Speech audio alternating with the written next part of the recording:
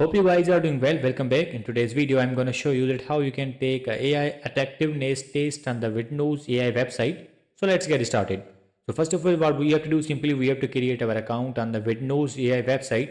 And after that, simply we have to go to the AI tools option. So I'm going to scroll down and let's click on the AI tools option. And after that, we have to scroll down and you will get the option here. So as you can see now AI attractiveness test here. So we have to click on this icon. And now simply we have to click on the upload photo and we have to upload our photo on which we want to apply the test here. So I'm going to choose the image here. I have an image. So let's choose that. I'm going to click on this image here and we have to click on the upload.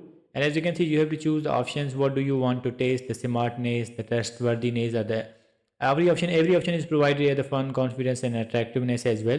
So you have to click on the test now. And after clicking on the test now, it will check your image and then you will be able to see the result. So in this way, you can use the AI attractiveness test option on the Vidnoz AI website. I hope you guys understand this video that how you can do that. You can also change the photo as well. You have to go to the photo section and then you have to choose the photo again. For example, I'm going to choose the random image here. So let's choose that.